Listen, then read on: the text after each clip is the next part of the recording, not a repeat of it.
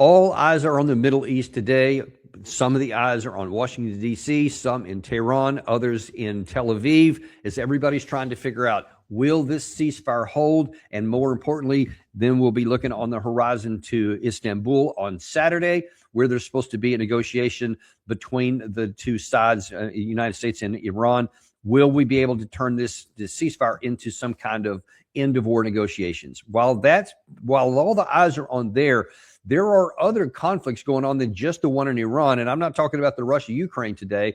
I'm talking about the wars elsewhere in the Middle East, specifically in Lebanon, in the West Bank, and in Gaza inside Israel, because those are intimately connected to this war in Iran, but most Americans wouldn't know it. Somebody who does know it really well, though, is Scott, who is the founder of the Scott Horton Academy of Foreign Policy and Freedom, which features long-form course with Scott and his colleagues. Scott is also the author of several books, the latest of which is Provoked, and he also hosts the Scott Horton Show, which you can find on YouTube. And he is somebody who really knows this situation very well and is a friend of the show. Scott, welcome back. Thank you, Danny. It's great to be with you.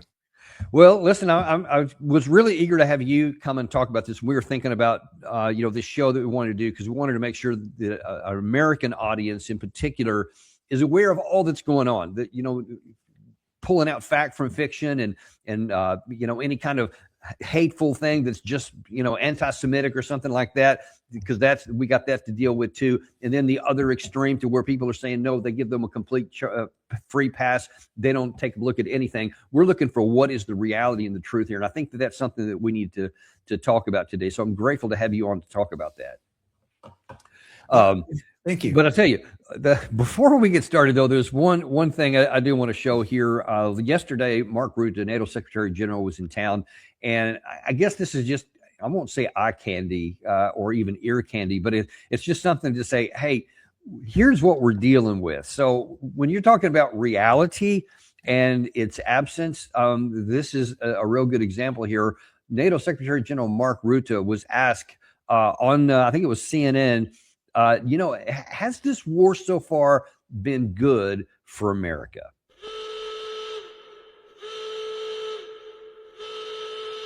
Is the world safer today than it was before the war was started? Absolutely, because, and this is thanks to President Trump's leadership, degrading these capabilities is really very important for your and my safety here in the U.S., in Europe, in the Middle East. And apparently also in Austin, Texas. So I'm sure that today you're feeling much safer. Thank God for President Trump starting this war of choice, because, man, otherwise, I'm guessing, you tell me if it's right, that you were tossing and turning every night until we took this action. Yeah, well, it's so funny the way these people frame these things, Danny. Iran is not the enemy of the American people. And they're hardly even the enemy of the American government. They're the American government's adversary for regional dominance 6,000 miles east of here. Is somewhere else, some other region of the planet.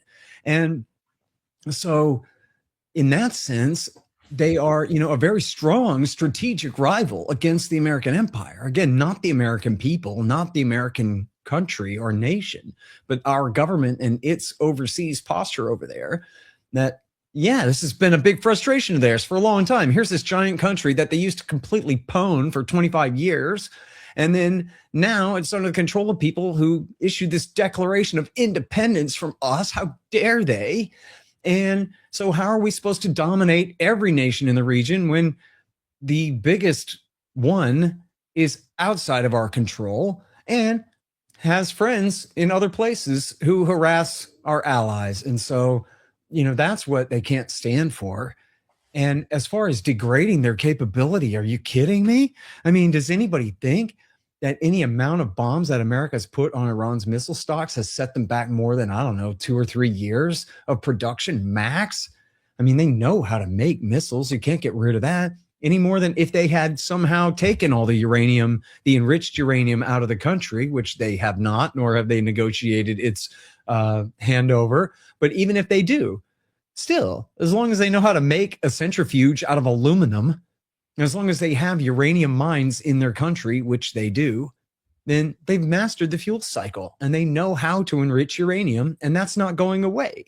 Their entire nuclear program, if Bewitched twinkled her nose and it all went away, they could recreate it in a reasonable amount of time.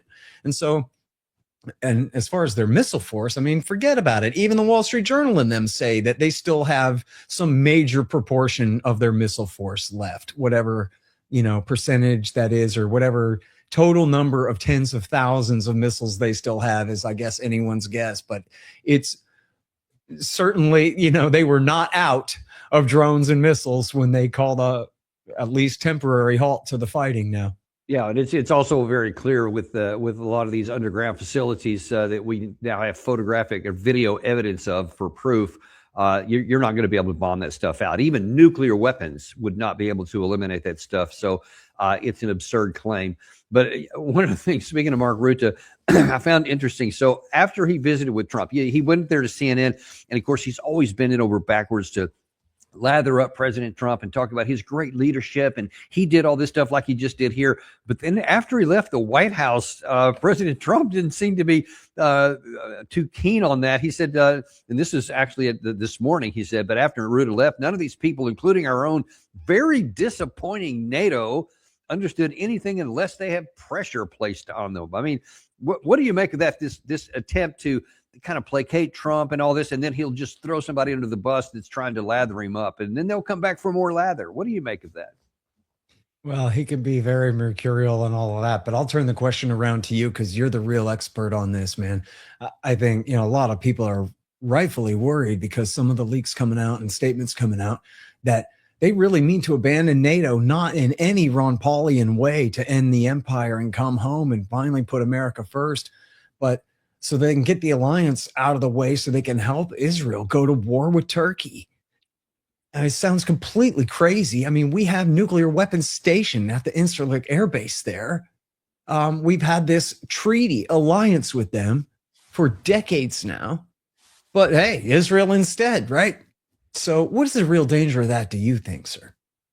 Well, in the past, it would have just been something to just kind of roll your eyes and slough off. But anymore, it's like, all right, we're seeing the outlines of things come into focus here that would heretofore been kind of inconceivable. Doug McGregor is kind of one that takes that factor. He's been warning that there's going to be real problems with Turkey and Israel, and that may be the next flashpoint after Iran is taken off the board. We can certainly get into that later on. Well, but wouldn't that be a direct consequence of America helping Al-Qaeda overthrow the Ba'athis there? So now Turkey and Israel both have more influence in Syria, and they're sort of clashing over their new border in Syria, right? Right. Yeah. That's another issue there. But it just shows you just how convoluted this is. This is not, and people need to understand this right off the top. This is not just Iran had nuclear potential and they were 2 weeks away from having a nuclear weapon. My God, it was an imminent threat. We had to go in and get it. That's all window dressing. As you're just talking, just in these issues right here, you can see how the web of connective tissue is going into some pretty ugly places. I want to focus though on today because on Lebanon, because that is something that where Israel is really, really trying to nail down and causing profound amounts of damage and death on the Lebanese people. And I want to kind of get into a bit of kind of where we start before I even get into what's happening specifically with Lebanon in relation to the ceasefire that was negotiated between the U.S. and Iran. I wonder if you can kind of back us up to, and I won't ask for the long version of this, just kind of briefly, but it is important to start at the beginning. I think the original sin, if we can say that, goes back to 1953 when we overthrew the legally elected government of Iran with the CIA to install the Shah, who was going to be very compliant with doing what we wanted with the Iranian oil. How did that process that started there in 1953 end up with the war that we had on our hands right now? All right. Well, first of all, the very best book about all this is called Treacherous Alliance by Trita Parsi, and it's just fantastic on the whole history of American and Israeli and Iranian relations throughout this entire period as of, up till about 2006 or so. But anyway, and by the way, on the Iranian coup of 53, the CIA coup of 53, there's kind of a revised anti-revisionist narrative here that says that no, that was all local actors. There's this guy does like the Dad History podcast or something like that. I kind of like the guy, but he had this thing about how this never happened. But then he doesn't address the specific claims in Stephen Kinzer's book. And Stephen Kinzer's book, All the Shah's Men, is absolutely definitive about this, about the absolute central control that CIA officer Kermit Roosevelt had over this entire process. And you can read at the New York Times, they published the CIA Secret History by Donald Wilbur, who participated in the thing. And this is the document where they coined the phrase blowback. We have to be wary of blowback coming down the line whenever covert officers do operations like this. That was when the phrase was coined. And it came to mean specifically, Danny, not just consequences of foreign policies, but long-term consequences of secret foreign policies, so that when the results come due, the American people don't understand what's happening. So all of a sudden on TV, they're burning our flag and calling us the Great Satan. And nobody has any idea why they would do that, other than, I guess, Shiite Islam makes them satanic devils who want to kill good people for some reason or some crazy thing like that. And then, in fact, at the time of the 79 revolution, Jimmy Carter was asked about the coup of 53 and said, oh, come on, that's ancient history. It was just 25 years before. I mean, imagine if the Iranians had overthrown Bill Clinton or W. Bush and installed their favorite sock puppet in power, like, I don't know, Hillary Clinton or something, to rule over us. And as a foreign satrap, right, we would just accept that. Like, well, it's been 25 years. We're used to that. Like, no, we would fight. And same thing here. And so anyway, that is part of what led to the revolution of 79, except that, first of all, there's a widespread revolution. But then the State Department and the CIA told Jimmy Carter to tell the French to let the Ayatollah Khomeini come home from France, where he was in exile, to inherit the revolution. And they did that because they said, the CIA said, we know this guy. He was part of a conservative group of clerics that helped agitate against Prime Minister Mossadegh back in 1953 and helped soften him up for the coup of 53. So we can work with him. And he's committed to nonviolence, and he's just like Mahatma Gandhi. Although, Danny, you might scratch your head and think, well, wait, wasn't Gandhi famous for kicking the British off of the subcontinent? Yeah, right. Non-violently, but yeah, he got the job done. Anyway, never mind that little detail. But so then after the revolution, America actually got along with him and tried to get along with him. The Israelis certainly continued to get along with the new Shiite revolutionary Iran, no problem. And America was giving them warnings about threats from the new coup government in Iraq, where Saddam Hussein had just taken over in a bloody coup d'etat that same year of 79, and giving them warnings that the Soviet Union might invade, which wasn't really true, but they were telling them that. And it wasn't until November, the revolution was complete in February. It wasn't until November that the riots broke out. And it was leftists. It wasn't the Shiite clerics that did it. It was leftists at the university that took the hostages. And they did so because David Rockefeller, the chairman of the Chase Manhattan Bank, who was really Jimmy Carter and Zbigniew Brzezinski's patron, who had helped, install him in power, in fact, in 1976, asked the favor to please allow the Shah into the country for cancer treatment. And Carter accepted that and did that. But that was seen back in Iran as a signal that America was going to nurse the Shah back to health and reinstall him in power, even though he was dying. They didn't know that. The Americans knew that he was definitely dying. But they thought that this meant we were going to cancel the revolution and reinstall the Shah, the dictator, in power. And so that was why they seized the hostages. I'm not justifying it, but I'm saying in American memory, this all blends together, where there was this revolution where Shiite Islam broke out, declared America is Satan, and took all our hostages and all these terrible things. When, like, come on, it was the Jimmy Carter government. They were responsible for 75% of all that was stupid that happened there. America's the superpower, not Iran. And Jimmy Carter sucks at being president. Everybody already knows that. So it's okay to look at it from that lens. This was a massive series of blunders. And then after the hostages were taken, he launched this failed rescue operation called Eagle Claw, where the helicopter crashed into the plane at the meeting place out in the desert, and they all had to just evacuate and cancel the thing. I believe 8 people were killed, and it was a catastrophe.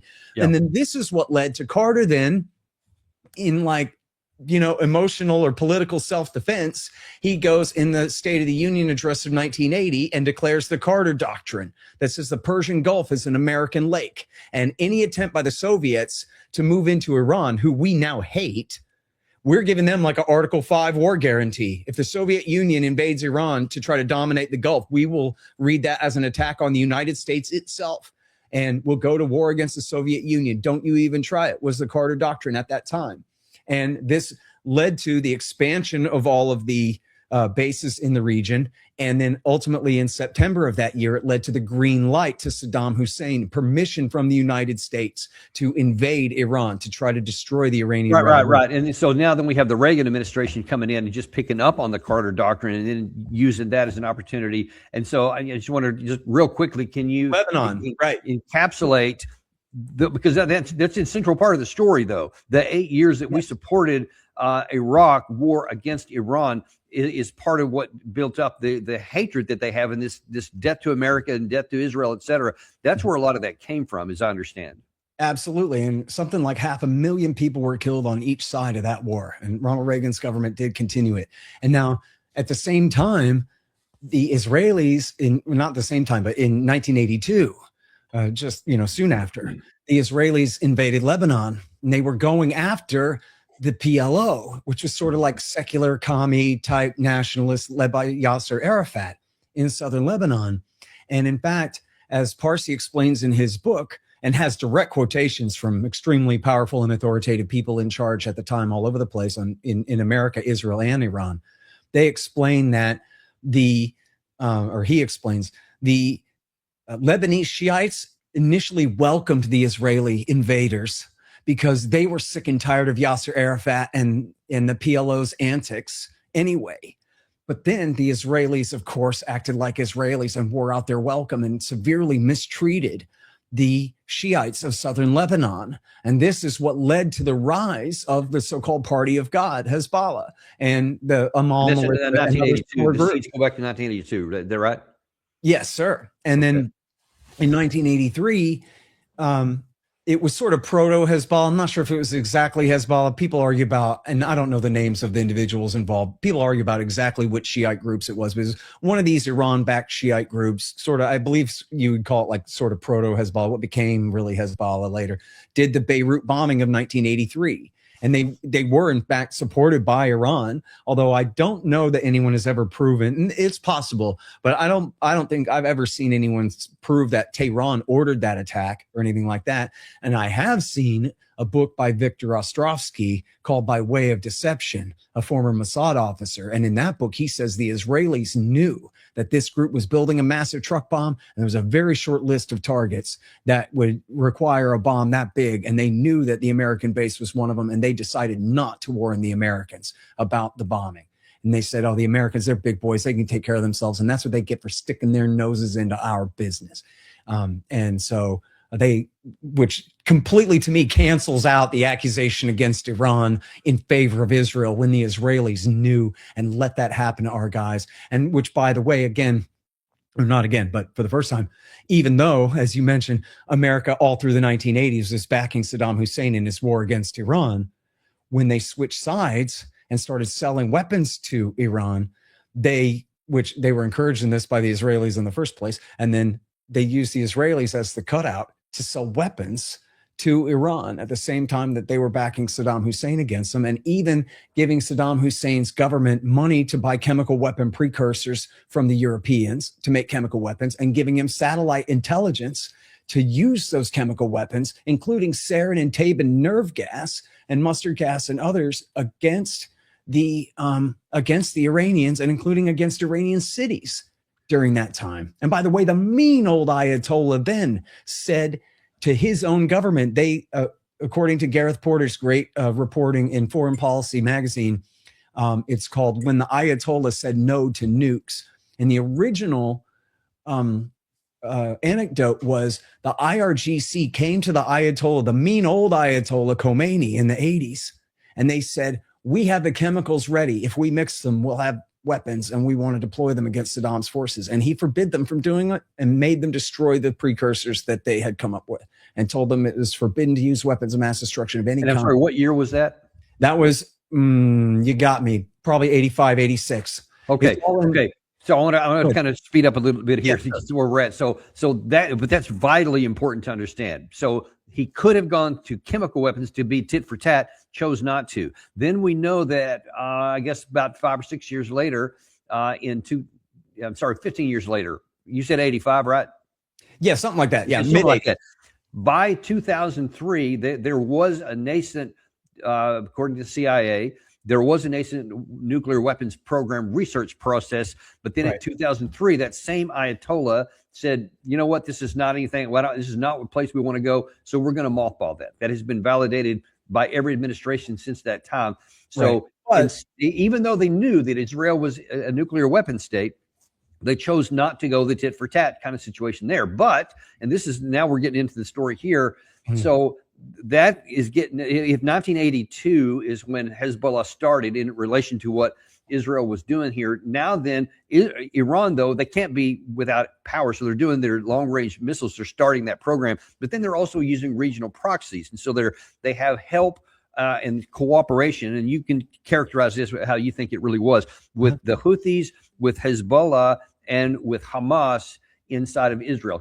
So from is your understanding, explain that arc of resistance, I think they call it. Yeah. Well, I admit I have not read books about Hezbollah, and I should have. I've, read a lot about them over the years, but I have not read, books about just focusing on their history and that kind of thing. So I'm sure the amounts of support ebb and flow here. But from everything that I've read, Danny, it seems like it's fair to say that Hezbollah is Iran's 51st state. Right? They're this revolutionary Shiite organization in southern Lebanon. They receive a massive amount of support. You could consider Nasrallah, their now dead former leader, as sort of the governor of southern Lebanon under president and supreme leader, the president of Iran, whoever he is, and the supreme leader, Khamenei, all this time. I think that's a pretty fair characterization. I've read that from a lot of experts talking about that. And then, in fact, in contrast to the Houthis, for example, who are Zaydi Shiites, not 12ers, it's a different kind of sect of Shiite Islam, and they're friends with Iran, but they were never, in fact, there was a great Dutch journalist or expert university professor or something, I forget, named Joost Hilterman, Joost, Joost Hilterman, and he wrote a thing in Foreign Policy called "The Houthis Are Not Hezbollah," and it was about how, they are very independent minded. The best example of this that I know of is Iran told the Houthis not to sack the capital city of Sana'a at the end of 2014 because they said, this is going to drive the Saudis crazy and they're going to go to war against you. Don't do it. And the Houthis said, forget you, and did it anyway. And then the Saudis went crazy and went to war against them with, of course, Barack Obama's help and Al-Qaeda's help against the Shiites who America had been helping the Houthis target and kill AQAP there until Obama stabbed them in the back and took Al-Qaeda and Saudi and UAE side against them in 2015. But anyway, and then Hamas, of course, is a Sunni group in the Gaza Strip, and they have been supported by Iran, I believe, beginning in 1995. And I actually am like going back over, I'm only like a quarter of the way into it, but I'm going back over Treacherous Alliance by Trita Parsi right now because it's so good on all this stuff where he explains how Palestine was not the Iranians' priority until really it became a political thing when H.W. Bush pointedly refused to invite them to the Madrid conference, and they were frozen out of all future talks regarding, the Middle East in the post-Iraq War I era. Well, and then during the Bush administration, that's also central to this. In 2005, Hamas wins an election, and they take power inside the Gaza Strip because of the PLA. I'll be quick here. It's really crucial here. Everyone Google Richard Sale, S-A-L-E, Richard Sale, UPI, how Israel helped create Hamas.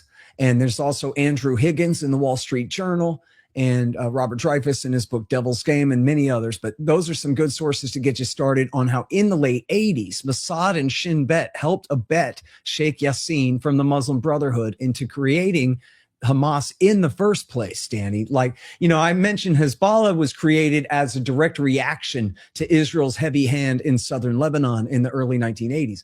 Well, they deliberately helped to develop Hamas, arrested all their opponents, funneled them a bunch of money, and helped convert what was a charity organization of the Muslim Brotherhood into this armed militia, because they wanted to, one, divide and conquer the Palestinians, who are, of course, already geographically divided in the Gaza Strip and the West Bank, never mind all the refugee camps in foreign countries. But then also they wanted to divide them between the sort of secular commie / nationalist PLO with some right-wing religious alternative there, and in order to just separate them. And then, as Netanyahu himself said over and over again, if you want to prevent the creation of a Palestinian state, you have to support Hamas in Gaza. And that was his deliberate policy. As he said, don't worry about it, though. We control the height of the flame, which turned out to not be true. But the idea was, he wants to be able to say, and yes, it is this cynical, and no, this ain't conspiracy stuff. You can read it all in Haaretz. You can read it. I have all the links in my article that I wrote with Connor Freeman called Netanyahu's Support for Hamas Backfires. I got 50 sources in there for you all to prove this beyond any doubt. That the point was, they want to be able to say to you, but Danny, you don't expect us to negotiate with terrorists. Look, terrorists. But they're the ones who put the terrorists there. They're the ones who foist Hamas on the Palestinian people. I was arguing with a Zionist the other day, said, yeah, but Hamas is evil, but Hamas is evil. Yeah, but Hamas is just a pawn on the chessboard. Israel owns the whole board. Gaza is not a nation next door. Gaza is an Indian reservation. Gaza is already completely conquered, completely pwned by Israel. They choose who to foist on the Palestinians to be their authority. So just so that they can say to you, here's the quote, we have a no one to talk to certificate from the US Congress. It says we have no one to talk to because it's Hamas, but they're the ones who made it that way deliberately. Right. So now then this jump forward. So the next big problem is now I don't want to get into this at all, but there was after Hamas was elected and actually won that election in 2005. Then in 2006 is one of the first conflicts that is the IDF has with Hamas. But that's not the bigger one that I want to talk about today, and that is the 2006 war in Lebanon with Hezbollah. So that it was one of the next one. It was, I think, about a month long or something. And then Israel come back, and all that did was just stir the pot up and build up the stage for the next conflict. And so that kind of leads to this growing hatred of Hezbollah, and therefore by their patron in Iran, of Israel. What you just mentioned, the stuff with Hamas, and we won't talk about the Houthis. They're in the mix too. But right. You keep seeing all this stuff in Israel, whether it's 1982, the 2006 into Lebanon, it keeps building up the pressure here. And then now here we are again, starting last night. And let me show you something that Netanyahu said overnight. Oh, wait, can we talk about 06 for a minute? Can we? Okay, sure. Yeah. Okay. First of all, people use this as an excuse to slaughter Palestinians, that they elected Hamas, like it's popular sovereignty and they have regular democracy over there and choose these people. But in fact, Bush and Rice forced them to hold that election because they said, if you're not elected, you have no authority to speak for the people. So they forced them to hold this election, and Hamas only won a plurality. They didn't win a majority in a single district anywhere in Gaza or the West Bank. They only won a plurality, and they were forced to form a coalition. And then Elliot Abrams, the neocon, led an attempted coup d'etat against them in support of Fatah, the Yasser Arafat's group, although he was dead by then, but same difference. And that failed. And that was what resulted in Hamas taking over the Gaza Strip entirely there. So that to me completely undermines the idea that somehow the Palestinian people are collectively responsible for Hamas, especially when you take into account how much Israel created them in the first place. And then as far as the war in Lebanon, this is in 2006, this is crucial because Hezbollah kicked Israel's ass and drove them right back out of there again. And as you said, it was a very short war and they changed their mind. But then this really helped to orient the Bush administration into this policy that they called the redirection. And this is where they said, ultimately, guess what? We like the Sunnis, and the Sunnis fighters are the bin Ladenites. We hate the Shiites. We hate Iran. We hate the new government we just installed in Baghdad, that we're in the middle of installing in Baghdad, the Shiite government of Skiri and Dawa.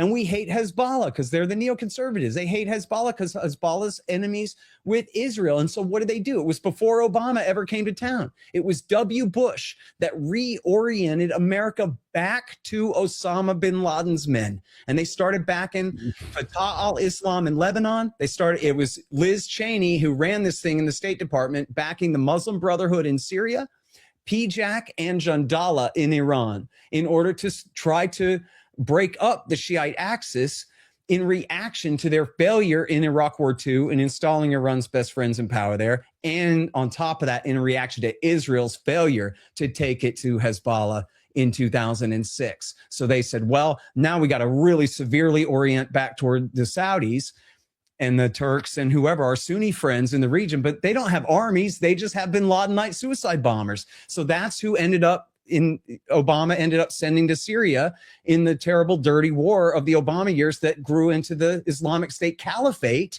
and then Iraq War III to destroy it again. Sorry, I had to wedge that in there. As well, it's so there's so much to talk about here. It's so important, but we get to the point that now there's just this. It just keeps on stirring the pot. Every time Israel goes into a place, it just stirs up the pot and creates the conditions for the next war, which you kind of just touched on there. That brings us up to where we are here. So, I mean, Benjamin Netanyahu, finally, he tried so many years to get Joe Biden to agree to go into a war against Iran, and that was a red line for Biden. He would agree to so many things and lots of money, but he always drew a line there. He would not go to war against Iran. But then he found a compliant person in President Trump, knew how to lather him up and knew how to get into his personality and convince him that he's going to be this great person, whatever it was. He successfully got it. The New York Times just put out a long piece about how Trump was coerced into war or tricked into whatever word you want to use. But now that here we have, and I want to focus now on what, as far as you can see, was Netanyahu's intent or right now, because it's like he's taken this issue with Iran. Great. That's the great, the head of the octopus and all that we want to destroy. But while everybody's looking up here in Tehran, Netanyahu is very busy in Lebanon here, even more so than the West Bank and in Gaza. And here's what he had to say about that just yesterday. We are continuing hitting Hezbollah. And today, Hezbollah has suffered from the biggest strike against the location since the pager incident. We have hit locations Hezbollah thought they are safe. To the citizens of Israel, we promised you to restore back the security. There is a good security belt inside the Lebanese territories, in Syria as well, in Gaza as well. We control more than 50% of Gaza. Interesting that he says 50% of Gaza after 2.5 years of war. That seems like an admission of failure to me, but whatever. You see that they are going after Gaza. They continue. Despite the alleged ceasefire, there really isn't one. That continues on. You see in the West Bank, Israel, this is the Jerusalem Post. I think the date on this is just a couple of days ago. Israel must annex the West Bank to prevent the next war. And then one has to wonder, is this just part of this greater Israel idea here? This is the Times of Israel, the upper left-hand corner. What is greater Israel, et cetera? How do you see this playing into whatever this greater Israel project is, and what is going on in Lebanon right now? How does that play into all this? So, first of all, if you go back to the original Zionists like Jabotinsky, some of the original Zionists like Jabotinsky, they always had said that the northern border should be the Litani River, deep inside Lebanese territory. It depends on, which Bible. Well, that's the Litani River in blue, cutting across the middle of that for people looking at this map. Mm-hmm. And so, look, it depends on which politician is citing scripture to which degree, right? Some of the more religious doctrine motivated, people on the Israeli right believe that God gave them all the land from maybe even all of Lebanon, huge parts of Syria, all of Jordan, and all of Iraq to the Euphrates River and down to the Persian Gulf, and then down into northern Saudi Arabia, and then both coasts of the Red Sea, the entire Egyptian coast of the Red Sea, and all of this. Now, there are more narrow definitions of Greater Israel, of course, including simply the final seizure of all of historic Palestine and taking all of the Gaza Strip and the West Bank and officially. And by the way, this red line here, which you see on the map, crossing across all these different states here, that is what biblically was comprised, what the territory, I think it was King Solomon had consolidated in his reign. And that's what a lot of people say is the totality of what the Old Testament says that the Israeli people were given, just so people can understand how that cuts across all those different countries in the region to include Egypt, Iraq, Saudi Arabia, Syria, and Jordan. Mm-hmm. And we saw the American ambassador to Israel, Mike Huckabee, tell Tucker Carlson, it'd be fine with me if they took it all of these different countries based on the scripture. So there's that huge part of it. Now, Netanyahu doesn't believe in God. Give me a break. Netanyahu is, a right-wing nationalist, a sort of ethnic nationalist. I doubt he sincerely believes in, God, but who knows? Maybe he does a little bit. He certainly doesn't fear him. But he had he's been in power for a very long time, but he's also a criminal, as people could see on the Tucker Carlson channel there, or you can get it on the Pirate Bay as well. If you have a VPN, you can watch the BB Files, which is literally the Shin Bet, their national police, their FBI videotapes of the interrogations of Netanyahu and all of his cronies, deep under criminal investigation. There he is on video saying, we control the height of the flame, which he had denied saying that when 3 different sources quoted him saying that to a group of Likud members. Well, there he is on video saying the exact same phrase to the national police. But he's deeply corrupt. Him and his wife are constantly demanding all of these financial perks, cigars and perfume and jewelry and clothes and whatever other, especially jewelry, I guess. And all this is just strictly illegal. It's just absolutely against the law in Israel for public servants to take gifts from, special interests like this. And he's just clearly just a felon, plain as day, black and white. And so one of the things that he did was he figured out that as long as he's prime minister, he won't have to go to prison. And so kick me if I'm wrong about this, but I'm virtually certain it was in the December of 2020. It may have been 21. Forgive me. Hell, it even could have been 22, but I'm sorry. In there. But he ended up joining into a coalition with some real right-wing kooks that he had never been involved with their parties before. And he couldn't put together a coalition of the usual suspects to come back into power. So he ended up joining with this guy, Itamar Ben-Gvir, and another guy named Bezalel Smotrich. And they are from these extremely right-wing nationalist and religious political parties. And one of them became the finance minister. Smotrich is the finance minister. And Ben-Gvir is the interior minister. By the way, Smotrich is the one who said Hamas is an asset. The PA is a liability for the same reasons. Again, as he says, in this game of delegitimization, Hamas is an asset. Okay, just so everybody understands the thinking of the Israeli right here on this stuff. These are the people that they put in power. And then, yes, their goal, absolutely, especially Ben-Gvir is the interior minister, and he has essentially just let the settlers off their leashes to ethnically cleanse at least Area B, which is the part of the West Bank where it's shared. Look, it's all completely pwned by Israel, don't get me wrong. But Area A is where the Palestinian Authority, which is not a government, which is not sovereign, and which is not a representative of the Palestinian people, but is really, again, foisted on them by the Israelis, although they're not as bad as Hamas. But this Palestinian Authority has control over the major cities. And then there's Area C, which is all the so-called security zone that Israel completely controls militarily. And then Area B is sort of the mixed territory where you have like Bedouin tribes and you have farmers and more agricultural people, sheep herders and olive farmers and things. And they are subject to endless pogroms. I mean, there's no other way to put it. I mean, it is like Kristallnacht over there on a regular basis with these Jewish mobs, Jewish supremacist mobs going after the local villagers, burning their villages down, burning and hacking their olive trees down, shooting and murdering them, beating them half to death. And it's a ethnic cleansing campaign. Yeah, And now you see here, this is the Jerusalem Post. They want to annex the whole thing, which of course is a violation of nearly any kind of United Nations things that's ever been out there, or any kind of international law. You can't just take it, and yet here we're talking about doing that very thing. So it's the good party doctrine. Yeah, their doctrine is from the river to the sea. What's all this stuff about freedom? No, not freedom. From the river to the sea, the Israeli regime will maintain complete control over all this. As Netanyahu himself has said repeatedly, there will be one security force, in those exact words, from the river to the sea, from the Jordan to the Med.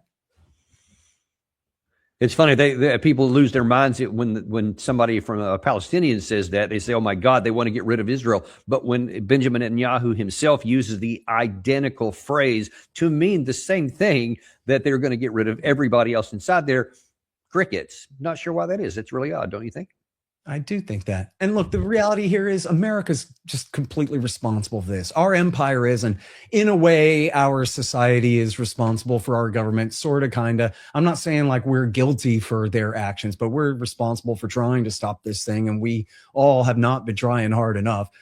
But America's taken so much responsibility for Israel and its actions in the world. We give them all their M16s and F-16s, and everybody knows it. And we give them all the political cover and diplomatic cover that they could possibly need in all of the international institutions to be able to get away with this stuff. And it is. And now, Scott, now we see that going to a little bit higher level. Number one, this ceasefire that apparently President Trump, Iran, and Pakistan negotiated was supposed to exclude Lebanon, that by specific, and then now here hours later, Netanyahu says no, it doesn't. And then he goes in with this, this biggest strike against Lebanon before. And so now that we can see on this map right here, these are where some of these airstrikes are going in. And you see south of the Litani River right here. This is where all these blue spots here. That's where some of these airstrikes have gone in the most in a one day that they had in the history. But they also go all the way up to Beirut up here. So lots of attacks here. What is the objective here? What is Israel trying to accomplish in Lebanon? Oh, I think they're just having fun, or maybe it'd be better to say they're lashing out in frustration and just murdering enemies. Surely it's more than that. I mean, they got to have more of it. I mean, they can't just use this opportunity. I mean, they're trying to accomplish something, but what is it? Well, look, I mean, they're bombing civilians at random, but in not huge numbers, right? I mean, they killed hundreds of people yesterday, bombing areas of Beirut that are not Hezbollah strongholds, as everybody in media who knows about this stuff seems to agree on. And so what was the point of that, other than just terrorizing these people, just showing them who's boss and being horrible for being horrible's sake? There is no strategic objective there. Maybe their rationalization is, well, we want to make the people of Lebanon hate Hezbollah for getting them into this mess with us. That is terrorism. And that is oftentimes you can find Americans and Israelis, policymakers speaking that way. They talk that way about sanctions as well, right? We're trying to turn the people against their government for causing them to have such terrible enemies. And so in this case, Lebanon is a very fractured country, but they have what's called a confessional system where there are set-asides for, and I forget, I get this wrong, this is bad examples, but the president is always a Christian, the Speaker of the House is always a Shiite, and the leader of the Senate is always a Sunni, and the leader of the court is always a Marionite or a whatever. That's all bad examples. I don't mean that, but you see what I mean? It's set aside like that so that they can cooperate in this system together. And Hezbollah is part of it. I mean, they are the mini state of the Lebanese Shiites, and there is no other. So they are, oftentimes a part of the coalition government, even when America is directly allied with Lebanon. I don't know if this is still the case, but it was for many years the case that the coalition government that ruled Lebanon was Michael Aoun from the Christian, I believe the Maronite Christians, in alliance with Hezbollah. And when America tried to do the Cedar Revolution to overthrow and marginalize Hezbollah in 2005, it only backfired. And all kinds of people who are not even Lebanese Shiites at all came out and rallied in their behalf, because they're helping to maintain the independence of the state. They're part of the country. So what are you going to do?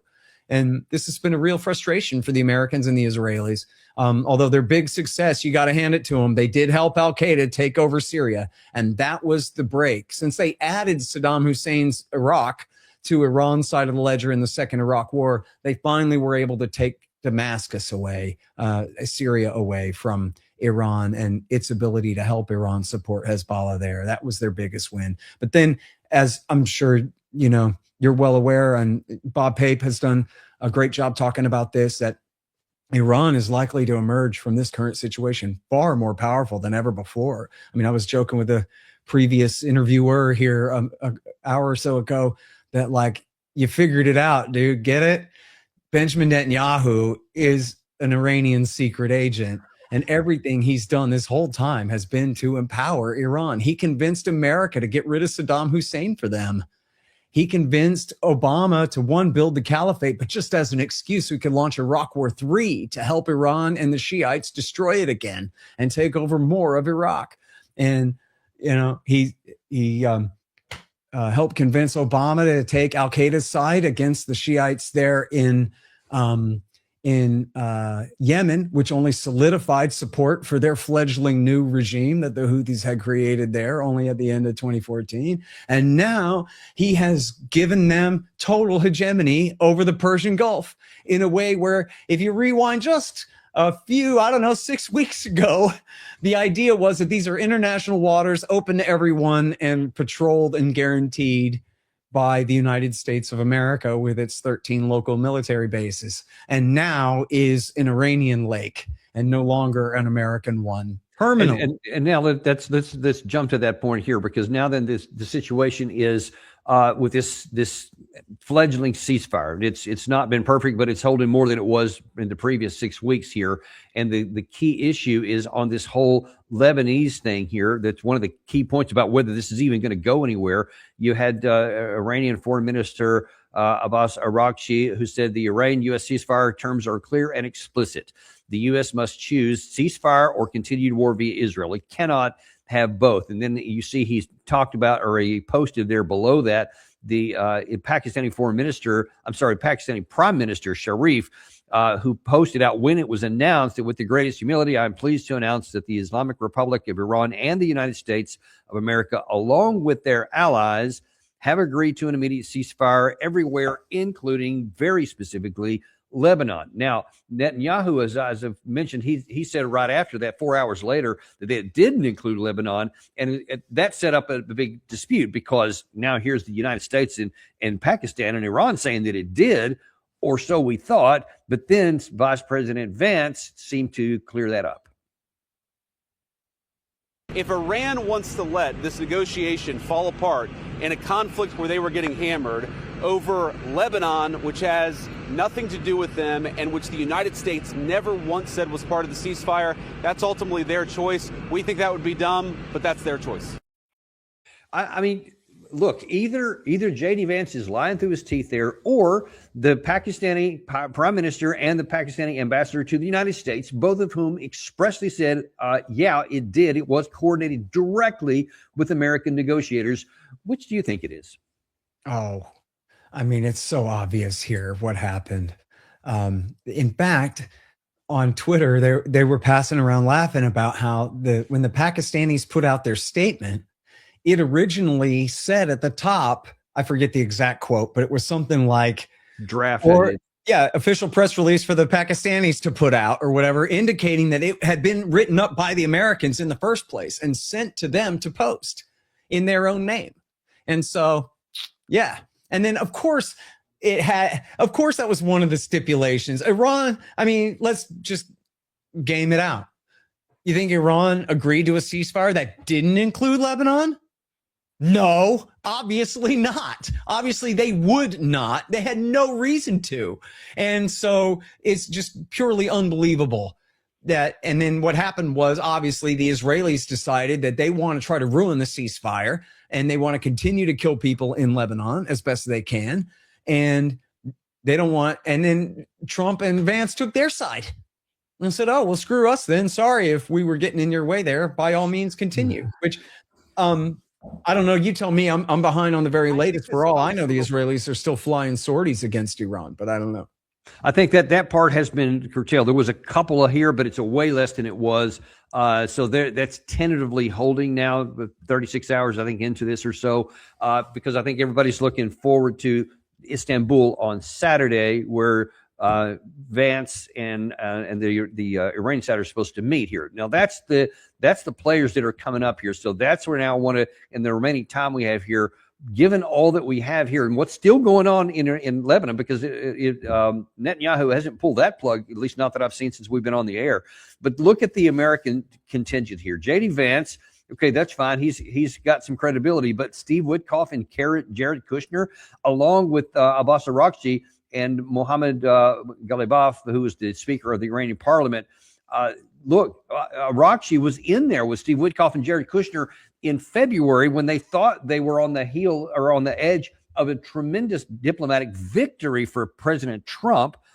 They were going to say no enrichment. We're going to get rid of the processed stuff that we have. We'll even put on the table long-range missiles and our help for our regional allies, as they call the proxies, we call them. But everything was at least on the table and moving in a big direction. And instead, we threw all that in the trash and said, no, we're going to start the war anyway. And now we're sending those same two negotiators back. What does that tell you about what's going to happen on Saturday? Yeah, I mean, obviously it incentivizes the Iranians to only take the American side so seriously when they know they're so likely to be betrayed again. Maybe having the vice president there changes the social psychology of the situation in the meeting there a little bit. I think, judging by the Iranian statement that they put out, that, Larry Johnson republished on his blog there, they're crowing at their total victory over America and all of this stuff. So I would not be surprised if they walk into that room with a pretty arrogant idea that they're in the position of strength here. Whereas I'm sure the Americans don't want to admit, how far they are behind in this thing. But I was going to ask you, because I really just don't know what to make of this when the Americans have their 15 points and the Iranians have their 10, and boy, they don't really sound very much alike at all. Well, in fact, you have the other negotiator from other than Araghchi, of Ghalibaf. He posted this and said, listen, Lebanon and the entire resistance of Axis as Iran's allies form an inseparable part of the ceasefire, point one of their 10-point proposal.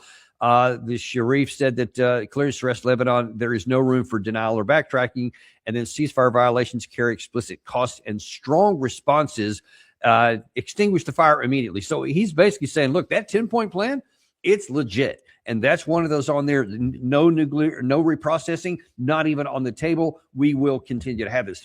So far they're saying, and now what is this? This is a Thursday afternoon, that they're pretty strong. And just to your point there, exactly, they're going in there pretty straightforward saying, these are our terms. We're willing to have it negotiated into this thing as long as you meet our terms, which is we have control of the Strait of Hormuz. We'll retain it. We'll have toll booths set up there. And we're not going to get rid of our long-range weapons. We're not going to get rid of our allies. In fact, you're going to leave them alone, and no more zero reprocessing. And we're going to keep all of our reprocessing. Other than that, we can negotiate on whatever you want. Now, if that's the case, America is going to go in there hat in hand and leave with their hat still in their hand, I guess, because that tells me that there's almost no chance that anything good comes out of this other than both sides getting to breathe a little bit. President Trump, actually, I'll toss this up there real quick. He put this out this morning. I think it was this morning. Yesterday. Sorry.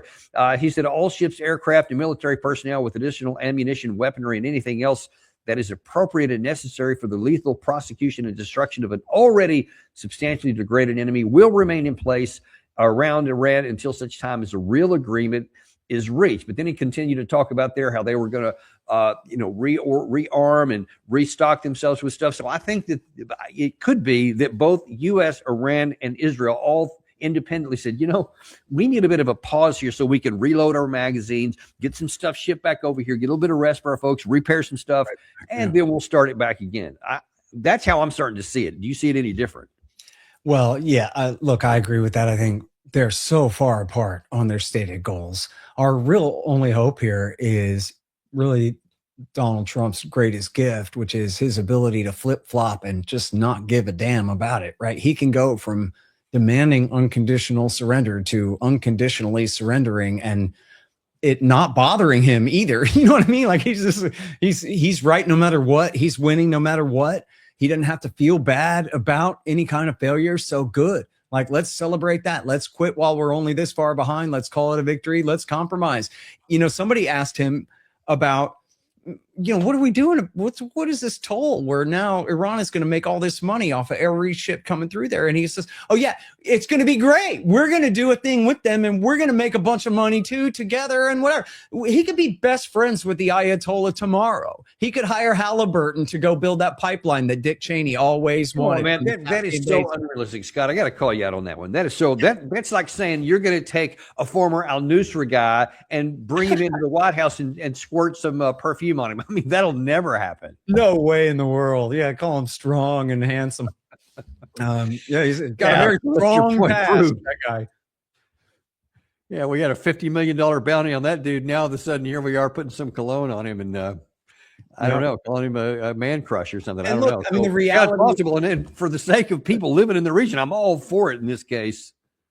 But you know, Danny, here's the thing, right? Is we didn't have to do this at all. This whole thing is completely crazy and stupid and wrong. We could completely just throw Israel overboard and be friends with Iran. Who cares if they have a Shiite theocracy? I don't give a damn if they have a Shiite theocracy. And the fact that Dick Cheney and his Halliburton, the fact that Zbigniew Brzezinski and Alexander Haig and all these guys wanted to do business with Iran back in the 1990s and damned Bill Clinton for his evil sanctions preventing them from doing business with Iran back in the 1990s is all the proof that you need. I mean, Dick Cheney himself, Elizabeth Cheney's father, said it would be perfectly fine to stick a soda straw in the Caspian Sea and then pump that oil and natural gas south through Iran to ports on the Persian Gulf, and we'll all make money, and it'd be a great way to bring Iran back in from the cold. After all, the revolution was a long time ago.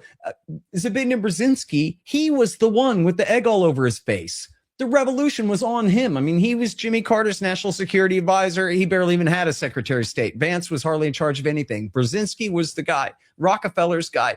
And he was the one who botched everything. 10 years later, 14 years later, Brzezinski is saying, well, whatever, bygones, water under the bridge. Let's do business. And then he was vetoed by you, and your entire audience knows, the Israel lobby that said, no, we have different priorities that override yours. And in that case, it was first Yitzhak Rabin wanted to deal with the Palestinians and the closer Arab states. So he started demonizing Iran. But then a Netanyahu fan shot him in the back. And then Perez was in there for a bit. And then Netanyahu came in, and it's been mostly Likud since then. Ehud Barak was in there for a bit, but it's been mostly Likud since then. And their policy has been to not deal with the Palestinians, to not deal with the Arab states, but use, and especially not the Palestinians, and to use Iran and demonizing Iran as the excuse to not deal with them. And anytime anybody puts pressure on them to deal with the Palestinians, they say, well, what about Iran? This happened. The best example of this is in the Obama years, where he started off wanting to push Palestine, and they convinced him, no, we got to do Iran first. But then they screamed and cried and tooth and nail did everything they could to fight him on the Iran deal his entire presidency long. He wasn't able to finish it until 2015. Now there's no time to do any kind of two-state solution, any of that. And they ran out the clock on that, kicked his ass right out of there again. Yeah. So that's the way they've done it. So I'm going to give you a circumstance here, and you tell me where you think it's going to go in the last. We are at a situation right now to where J.D. Vance just demonstrated and illustrated how much pressure, or how much power rather, that the Israeli side of Benjamin Netanyahu still has on us at the top level of the government. That is contrasted on the other side of this ledger in terms of this war with the fact that we are running out of THAAD interceptors, PAC-3 interceptors, Arrow 2 and Arrow 3 interceptors. We are running out of JASSMs, are running very low, dangerously low on our offensive cruise missiles that are going in, the Tomahawk cruise missiles. We have already had 13 of our bases so badly damaged, we had to basically abandon them.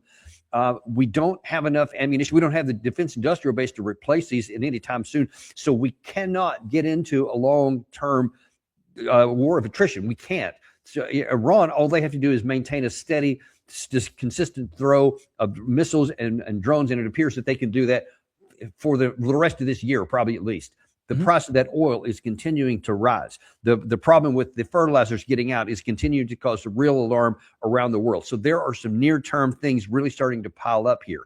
President Trump can do one of about three things, I think. One is he can just ignore all this and just keep going and listen to Netanyahu and forget about this ceasefire here in a few days and just restart it, and we'll just continue on where we left. Number two is that he can do what you said there and just declare victory and just walk away. You know, he's already had one Taco Tuesday. I guess he can do another one. Or number three is that he can escalate this to the nuclear realm. He said he wouldn't do that in a Truth Social yesterday, I guess. Lots of pressure against it. But you can't eliminate that as a possibility because it's kind of appears to be a quick way out of this to do something here. But what I don't think he can do is we'll just keep doing it the way we were before. I mean, that may be a physical option, but it's not a sustainable option because of all those pressures. So what do you think is going to happen? Is there a chance, and let me ask you a specific question, is there a chance that there could be maybe a fourth option where President Trump and the power brokers in the United States go, you know what, it may be time to just tell Netanyahu, sayonara, dude, you're on your own. You want to keep doing this? You want to fight in Lebanon? You want to fight in Gaza, West Bank? You are on your own. We're not going to do that anymore. We're going to make whatever kind of a deal we can with Iran to get the Strait back opened up, and we will not provide you with any more weapons going on. So do whatever you want. Is that even possible? Yeah, no. I mean, it'd be nice, and you're right. That is the solution. But no, I don't think they're going to let that happen. I think. And if it doesn't, then what does that mean, Scott? Look, ultimately, I think you're right to bring up the danger of the use of nuclear weapons, because not that I'm like predicting it or whatever. It's obviously completely crazy and stupid and horrible and wrong and no way. And yet at the same time, this is, the escalation trap, as Robert Pape calls it, where, especially, and let's mix Pape's escalation trap with Gareth Porter's perils of dominance. When America knows it's so much more powerful than the other country, then we know that we can just kick their ass. We'll hit them hard and they'll do what we say. And if they don't, we'll hit them harder. And if they don't, we'll hit them harder and harder and harder. And we'll threaten them with total annihilation and they'll give in. And then if they don't give in, well, I don't know, maybe we do have to negotiate, I guess, was Trump sort of backing down the other day, but which is, thank goodness for that. Again, I like tacos. Ain't no point in making fun of the guy for doing the right thing by stopping doing the wrong thing. I agree. We did here on this show. Yeah. But so it is a huge part of modern American imperial mythology that the use of nuclear weapons by Harry Truman against the Japanese at Hiroshima and Nagasaki led to the end of that war, even though that's not true. And but it makes sense on the face of it that, like, wow, you might surrender too if somebody was nuking you and that was all you could do to make them stop or whatever. So people who don't know anything about it accept that lie. And of course, Donald Trump is part of that same, believes that same narrative. Everyone in Washington believes that narrative. So then that becomes the ultimate threat. And then it's very difficult to back down. Luckily for him, it's not. But it can be very difficult for people to back down from major threats. I'm going to end your civilization. Actually, never mind. I'll sign on your dotted line and then flip flop back and forth again. I mean, who knows what that all means for the long term. But, Donald Trump is loco. I mean, at the end of the day, if somebody makes him really upset, really frustrated, or really embarrassed, or really make him feel like stressed and trapped, he could do something crazy. And it absolutely is the case that the president of the United States can order a nuclear strike on any city in the world that he wishes, and no one can stop him.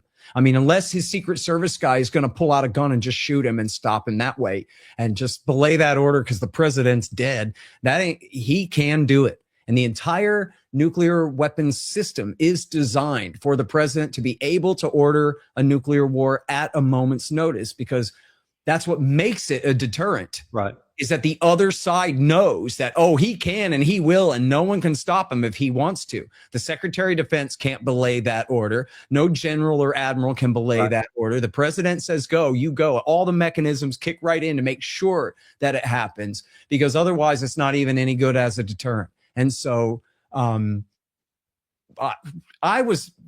this was like the worst thing was that they killed the old man at the very beginning.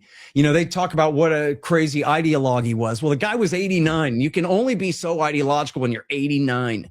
And, you know, he was, you know, I'm sure a pretty lousy supreme leader to have if you lived there, but he was relatively cautious in foreign policy. So I really don't know what they're going to do now, but I think it'll probably be a click or two to the more radical of whatever he would have said. Yeah. So then, you know, that just doesn't leave us in a very good spot, because something's got to give, Scott. So either we're going to have to change decades of our subservience to Israel, or we're going to have to just completely give into it and have the risk of a nuclear exchange, because the pressures that are building here, this is not like the Bush, Obama, Biden, the first Trump. I mean, it's not like any of those. You can't just kick the can down the road. You always could then. Now you can't, because of the Strait of Hormuz, all caused by our war of choice here that started this time bomb that's going on. Something is going to have to give in a matter of weeks, or maybe a few months, but probably you can't go much more than 2 or 3 months. I think the window is that narrow. Something major is going to have to break. I don't know what it's going to be, but I sure hope it's not the one you just described. Yeah. Well, look, I think Donald Trump, what he should do, and this is realistic, even though politically it would be a lot of heat, but who cares? I mean, he's Donald Trump. He doesn't care. Tell the captain, fly home. Tell the admiral, sail home. That's it. Disengage completely. Don't even negotiate. Forget Istanbul. Just withdraw, disengage, and then put the entire burden of resolving everything on everybody over there. Let some Swiss kook fly to Tehran and hammer out some deal. Iran has to deal with all of Eurasia. We don't. What the hell do we care?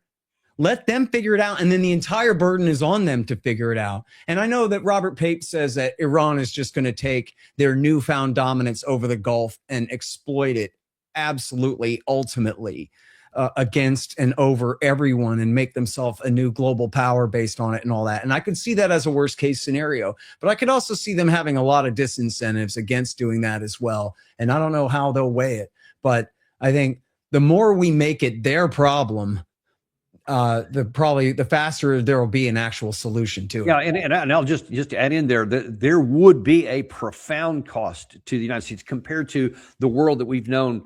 We'll just say since the end of the Cold War, our time dominating is over, and so that's going to require a significant reorientation of what reality is going to be, because we're not going to have this handed over to us like it has been in the past. Right. But compared to the cost of ignoring that and going forward, we're just going to deepen our cost here. So I still agree with you. I just want to maybe be sober-minded. There's a cost to doing that, but it's a cost that's imposed upon us by ourselves because of our foolish actions up to this point. And this is the point I've been warning about for so long, that when spin comes into contact with reality, reality will crush the spin at some point and it won't work. And I think we're at that point right now. Yep, I'm afraid so. And look, man, I hate to say it, but I kind of don't. I mean, I don't even mean this just to like pat myself on the back, but there's like a point to this beyond that. And I went and found an article that I wrote for antiwar.com in July of 2005, warning that exactly this could happen, that they could close down that whole Gulf, stop all Saudi oil from getting out to the markets, close the Strait of Hormuz, bomb all our bases up and down there, call the bluff of the American empire in the Middle East. That's 21 years ago. I said, don't you do this. That was a year and a half before the Joint Chiefs took Bush to the basement of the Pentagon and told him, don't you make us do this. We don't want to attack Iran. There's too much at stake. We could win, but at way too high of a cost that we don't want to pay. And so, and look, I was, how old was I? I was 31 years old. I was 29 when I wrote that article. So, I just turned 29 when I wrote that article. So if that's true, then anybody should have known better to not do this, man. I'm sorry. There's just no excuse. That's the point. There's not. It's just arrogance and hubris and an unwillingness to acknowledge reality, and this blind drunk thing that you can do anything. Like Lindsey Graham lives in this fantasy world of, if I just say it, we can do it. It doesn't matter if it's reality. And it's kind of worked into a large extent, especially in Venezuela. I mean, that just put them, I think, over the top. just on some kind of a ecstasy type drug, thinking that that the reality no longer mattered. They can genuinely do whatever they want. They're already a plan, I think, to go and destroy Cuba. We could talk about that another time, but I think all these things are coming to a pretty rocky end right here. And we'll just kind of see how it's going to work out. But listen, we so appreciate you coming on with these sober views here. and I guess there's you're the Scott Horton. Man, you're looking very professorial there. That's really a cool look, man. I like that. There you go. Yeah, that was me at the Mises Institute giving a speech there. And actually, Danny, let me tell you too, I got the factsaboutiran.com, and that is for free excerpts of my terror war course, but especially focusing on the Iran-centric sections of my course on the terror war at the Scott Horton Academy. It's all there for free at thefactsaboutiran.com. Well, there you have it. And ScottHortonAcademy.com too. And you can go there and Professor Scott Horton can teach you something about foreign policy. And he's got a pretty good track record. Got a lot of books, some of which are on my shelf over there, I think. So I'm all about that and appreciate you coming on today and sharing this. Thank you. Absolutely. Thank you, Danny. And we will be with you guys also to let you know, give you a heads up. On Friday, we're going to have a show with General Apti Aludinov, one of the senior ground commanders for the Russian army. We've been trying for over a year to get an interview with him. We finally have it. Don't know the exact time yet. We're still working on some of those issues, but be sure and look at that because this is a near Western exclusive that nobody in the West has had before. We are going to have it for you tomorrow. Be sure and watch it. Look for look at it on our homepage there. We'll have that announced whenever it's going to be coming on. Probably sometime Friday afternoon, as long as we get everything worked out. Do not want to miss that. Thanks, folks. We'll look forward to seeing you tomorrow on the Daniel Davis Deep Dive.